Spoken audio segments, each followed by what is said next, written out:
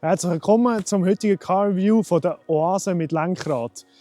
Das Statement hat die Vanity Fair gemacht, das Hollywood Magazin, und ich glaube, das sagt relativ viel über das Auto aus. Nein, in ernster Manier, ich glaube, das ist so ein bisschen die Baby-Gangster-Version, sage ich jetzt mal in dieser Ausführung. Alles schwarz, da, ein dunkles Anthrazit, wenn es nicht ganz für den ganz grossen Range Rover gelangt hat, aber ein wahnsinnig schönes Auto, das wir jetzt heute ein bisschen genauer anschauen. Den Velar gibt es in 3 Ausstattungsvarianten, der S-Dynamic SE und Autobiography. Zusätzlich gibt es in der Schweiz 4 Motoren, 2 Diesel-Mild-Hybrid, der D200 mit 204 PS, der D300 mit 300 PS und dann gibt es noch 2 Benziner.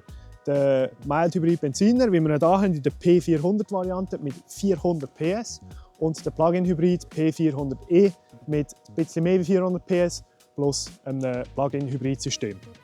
Jetzt in dieser Variante mit dem Blackpack, das heisst, wir haben komplett ausgeschwärzte Range Rover Beschriftung mit dem neuen Grill, der so die langgezogenen Rechteck darstellt. Das hat sich geändert im Vergleich zum Vorgänger. Die Lichter sind noch ein bisschen dünner geworden, die LED-Lichter. Ansonsten finde ich es eine wunderschöne Front, die sich echt gar nicht so gross unterscheidet zum ganz grossen, was im Rückspiegel natürlich super aussieht. Und dann auf der Seite, meiner Meinung nach, eine der schönsten SUV-Formen. Ich meine, die Proportionen, es passt einfach alles perfekt. Mit diesen 22 Zoll Felgen sieht es nochmal extrem viel böser aus. Wir haben auch hier die Akzentelemente, alles ausgeschwärzt. Türgriffe, die schön sauber gegen die Türen zugehen, wenn sie es dann machen würden. Machen sie jetzt nicht, okay, aber sie würden schön hingehen. Ansonsten auch schwarze Dachreling, gefällt mir alles super. Dann weiter Richtung Heck. Mir gefällt auch der Überhang super, es ist schön proportional im Vergleich zum Radstand. Also es sieht alles. Es ist einfach nicht ohne Grund, dass er schon mehrere Design Awards gewonnen hat.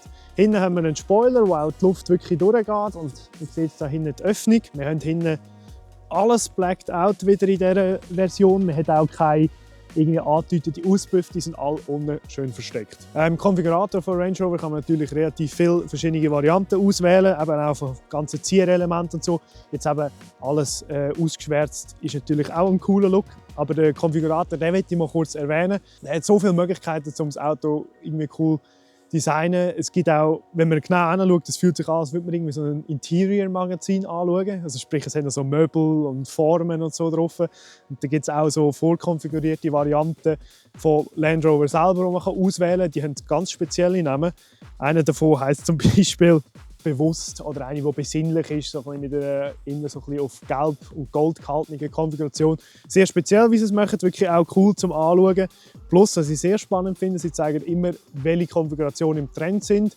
Sprich, das, was die meisten Leute konfigurieren sind, wird auch angezeigt. Und das ist eigentlich noch recht spannend. Das ist nicht nur schwarz oder weiß, wie man sich das vorstellen, sondern effektiv ein schönes Grau. Gut, kommen wir zum Kofferraum. Hat, wenn die Sitze oben sind, 550 Liter Volumenplatz. Wenn man den Sitz runterlässt, ist über 1350 Liter Volumen. Man kann da wirklich die Sachen super vorgeben. Einfach, was ein bisschen störend ist, hinten dran gibt es so eine Lippe. Das heisst, wenn man die Sachen zu weit vorschiebt, kann man sie nicht einfach rausziehen, sondern man muss sie noch zusätzlich lüpfen. Aber ich glaube, das ist ein kleiner Nachteil. Wir haben einen doppelten Boden, sprich wir haben dann noch Platz für Schirm, irgendwelche Netzle, Verstaumöglichkeiten haben wir da genug. Wir haben hier Griff, um eben die Sitze oben runterzulassen. Wir haben 12 Volt Anschlüsse da hinten. Plus zusätzlich Tasten, um das Heck rauf oder runterzulassen. Plus die Anhängerkupplung rauszulassen, die, wie wir schon vom Evoque kennen, ein sehr unangenehmer Ton ist. Aber deutlich leislicher wie beim Evoque, von dem her schon mal gut. Die Anhängerkupplung, wir können bis zu 2500 Kilo ziehen mit dem, was bremst sind. Das heisst, wir sind da schon am obersten Ende. Zusammen mit dem Auto, das etwas über 2 Tonnen wiegt, haben wir da gar nicht mehr viele Möglichkeiten zum mehr zu laden. Von dem her absolut ausgereizt, also super, um auch irgendetwas zu ziehen. So, wie sieht es hinten aus? Gerade mal zum Platz. Ich bin vorne dran gehockt, das heisst, ich habe wirklich völlig Platz, auch genug Beinfreiheit. Ich kann meine Füße schön unter den Vordersitz tun. Oben habe ich auch völlig genug Platz zum sehr schönen Alcantara-bezogenen Dachhimmel. Gefällt mir sehr gut. Ich kann den Sitz elektrisch hinten und vorne fahren, also in der Neigung. Aber es ist sehr, sehr langsam. Also musst du ein Zeitchen warten, bis du die richtige Sitzposition hast. Abgesehen von dem, da hinten schön alles beledert, da oben die ganze Türverschalung eigentlich, bis auf die Musikbox-Abdeckung. Also die Lautsprecher sind aus einem Hartplastik abgedeckt, was ich wirklich schade finde. Ich habe das Gefühl, da hätten wir noch schönere Materialien verwenden können. Aber ansonsten passt es eigentlich gut zusammen. Hier unten haben wir Klimazone-Regelung plus eben Temperatur, der heiße Sitz, falls man es konfiguriert hat. Ja, noch schön über das Drehhebel. Da unten ein 12-Volt-Anschluss. Und jetzt kommt das beste Feature, oder eben das speziellste. Normal Cupholder, sie sind zwar nicht die tiefsten, aber man kann trotzdem etwas rein tun. Und da innen sind USB-C-Anschlüsse. Ja, ich glaube, designtechnisch nicht so gut gelöst, weil wenn man eben das Kabel eingesteckt hat, dann kommen da so irgendwie Kabel raus. Oder wenn jemand in der Mitte hockt, kann man die Lademöglichkeiten gar nicht brauchen. Also, vielleicht hat es da noch bessere Wege gegeben, die irgendwo zu platzieren, zum Beispiel hier unten.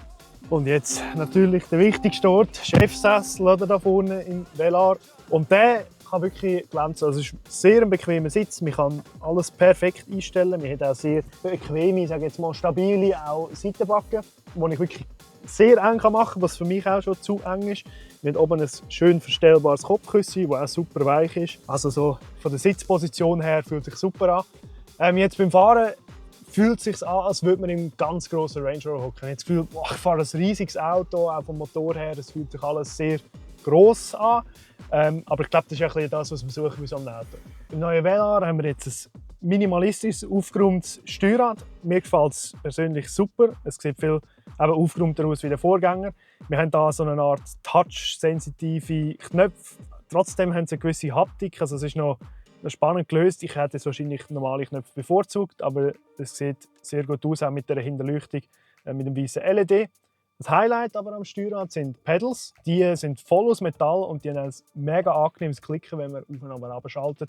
Also das sicher sehr cool. Ja, die Mittelkonsole gibt es eigentlich nicht so viel zu sagen. Sie haben eine minimalistische Mittelkonsole machen. Das haben sie absolut geschafft. Es sieht super clean aus. Man hat wirklich nur den Gangwahlhebel in der Mitte und den Bildschirm oben, wo man eigentlich alles darüber steuert. In diesem Auto, wie schon erwähnt, haben wir den Alcantara-Dachhimmel, der absolutes Highlight ist. Könnt ihr den ganzen Tag drüber streichen. Es ist so angenehm. Wir haben verschiedene Leder. Wir haben so eine Holzoptik da. Wir haben wieder Hochglanz schwarze Plastik. Ja, gibt halt irgendwann Töpfung, aber ansonsten kann man sich nicht beklagen. Auch das Armaturenbrett fühlt sich alles super an. Schön weich auch zum Anlangen. Also von den Materialien her super. Jetzt noch genauer zum Infotainment, aber ich steuere das ganze Auto über den Bildschirm. Ich kann mir da eigene Kurzbefehle einrichten, Navigation und Medien sind auch gerade auf dem Startbildschirm. Dann über die weiteren Apps steuere ich den ganzen Rest. Ich kann Android Auto, Apple CarPlay klar. Speziell noch die Maps, sprich Google Maps von Apple CarPlay oder Android Auto, kann man auch auf dem Hauptdisplay vor dem Fahrer anzeigen lassen. Das ist definitiv außergewöhnlich und erwähnenswert. Wo er aber wirklich viele coole Features hat, ist im Bereich Offroad und Anhänger. Zugmöglichkeiten, sprich ich kann mir da den eigenen Anhänger eintragen, ich kann sagen, was für eine Größe der hat, wie viele Achsen er hat und das Auto tut dementsprechend dir auch Informationen liefern, wie es genau mit dem Anhänger aussieht, ob die Route fahrbar ist mit dem Anhänger und so weiter. Also wirklich in diesem Bereich super viele Features.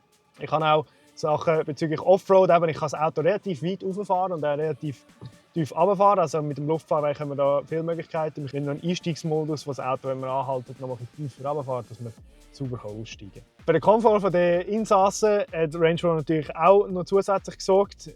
Sie legen einen grossen Wert auf die Luftqualität, die im Auto ist. Sprich, es wird über mehrere Filter wird das Auto immer auf eine perfekte Luftqualität gehalten. Sprich, man sieht auch genau, wie viel CO2 und Parts per Million da im Auto sind. Er gibt auch an, ob es sicher ist, wie es außen ist, wie es innen ist. Die Luftqualität, wie die aussieht. Jetzt sind wir nicht ganz perfekt, aber wir sind schon in einem guten Bereich hier im Waldus. Also ich hoffe, dass es gut ist. Man kann auch eben einstellen, was man will, Ionisierung oder Reinigung von der Luft, und der Range Rover macht das alles von selber. Jetzt haben wir aber schon sehr viel über den Innenraum geredet. Jetzt müssen wir mal schauen, wie er überhaupt fährt, oder? Also, gehen wir. So, wie fährt sich der Velar? Ich glaube, das ist wirklich seine Stärke, das Fahren. Es fühlt sich brutal bequem an. Man gleitet so über die Straße. Es ist nicht ganz auf dem vollen Range Rover Niveau, aber definitiv geht in die richtige Richtung, oder? Was mir auch auffällt, von der Lenkung her, Ja, die ist auch im Sportmodus nicht wahnsinnig direkt. Wie gesagt, wir fahren dann einen Range Rover, also das ist auch nicht gefragt vom Auto.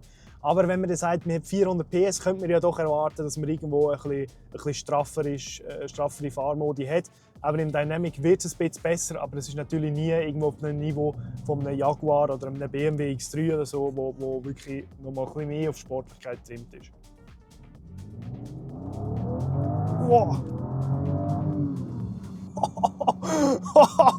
Das zieht schon gut. Vor allem, es bewegt sich dann ein bisschen Masse.